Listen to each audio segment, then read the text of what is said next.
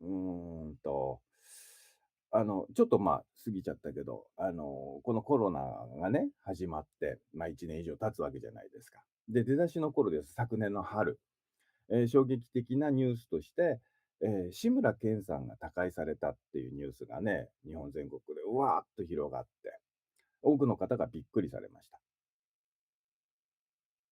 た。はい。で、あの、びっくりしたけど、あのニュースさ、まず第一報が、ね、志村けんさんがコロナウイルスに感染しましたっていう報道だったんですよ。だからかかっちゃったんだ。で、そこから瞬く間、1週間、2週間ぐらいだったと思うんですけど、もうその続報が回復しましたじゃなくて、他界されましただったんですよね。お亡くなりになりました。それで、皆さん、ね、あれだけ、著名な、コメディアンでね、みんなが知っている志村けんさんっていう方が、他界されたってことにもびっくりされたし。で、コロナウイルスの感染で、こんなに瞬く間に、他界してしまうんだっていうことにもびっくりしたし。で、もう本当に、僕もびっくりしましたしね。なんだけど、ちょっと冷静に考えると、あのニュースを見た人、みんな泣いただろうかって話なんですよ。決して志村さんを悪く言おうっていうんじゃないですよ。で、そこは了承いただいて。はい。あのニュースはほんとに驚いたけど、ほんとに志村さんが亡くなっちゃったって、泣き崩れた人が、ね、あのニュース知っている人の何割だったろうって話なんです。苦しみや痛みとして、あの情報が入ってきただろうか。で、今度は一方ね、あの、私の愛する人が同じ状況でね、コロナウイルスの感染で他界された。期間も1週間ぐらいだった。瞬く間。そうなった時、反応が同じだろうかってことなんです。きっと、全然違うと思います。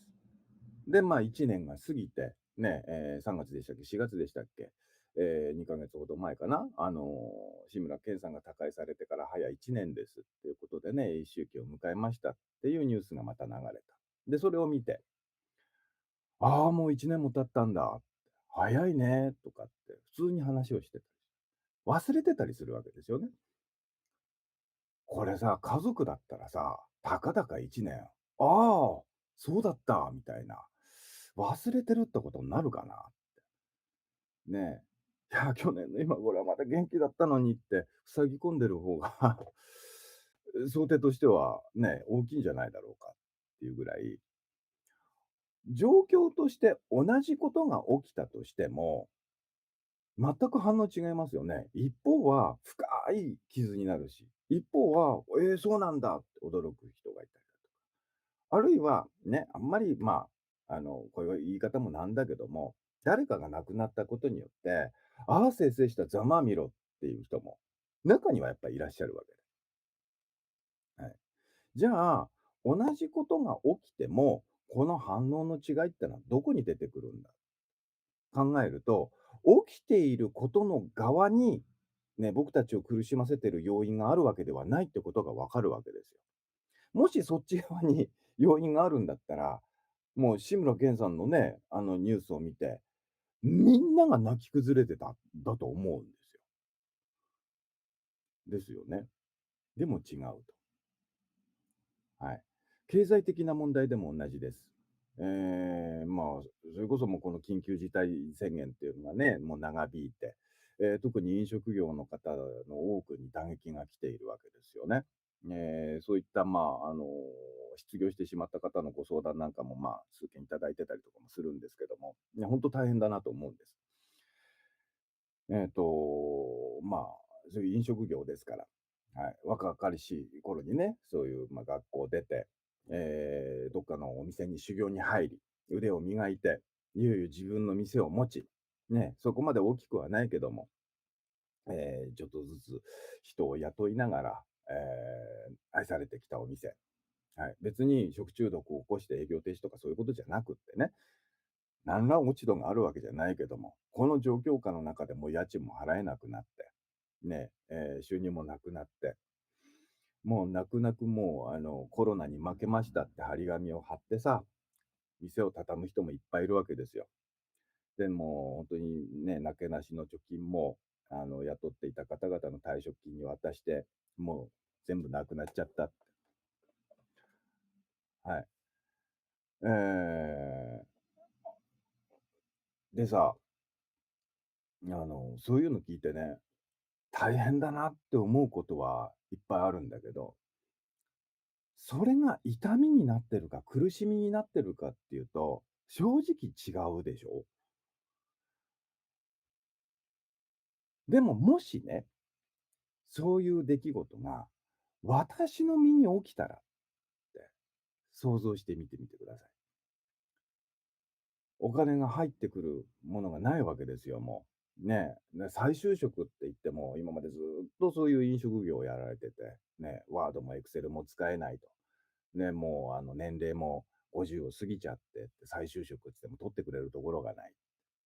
他のことができるわけじゃない。ね、じゃあ板前としてどこかに行っても飲食業界自体が今大打撃を受けている中、再雇用してくれるところもなかなか見つかるわけがないと。で、そういう状況って不安だよね。想像はつくよと。だけど、それが我が身のように痛みになってるかっつうと、人のことだとそう取れないんですよ。でも、もし私の身にそれが起きたらってのを、ありありと思い描いてみてください。そうしたらね、それは単に頭の中で浮かんでいる想像の世界だとしても、キューって苦しくなれるんですよ。通じますかね？もしそうだったらっていう事実と異なる想定の世界でしかないのに苦しめるんですよ。私にそういうことが起きたらって考える。でも、実際に起きている他者のことは痛みじゃないんですよ。ね。だって実際に起きていることの方が痛みとして大きく感じられるはずじゃん。外側に要因があるんだったら。起きてもいないのに、私に起きたらは痛みになるんですよ。キューって苦しめるんですよ。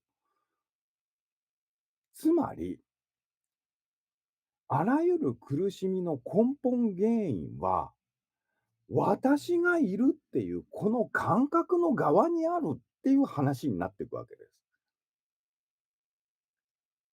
だから、本当の意味での救済、救い、解放っていうのは、ね、私が救われることではなくって、私から救われるっていうことになるんです。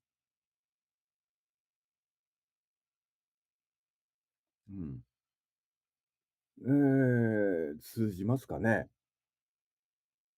解放ってのは、ね、社会の様々なストレスの要因から私が解放されるっていうことではなくって、私という感覚からの解放なんですよ。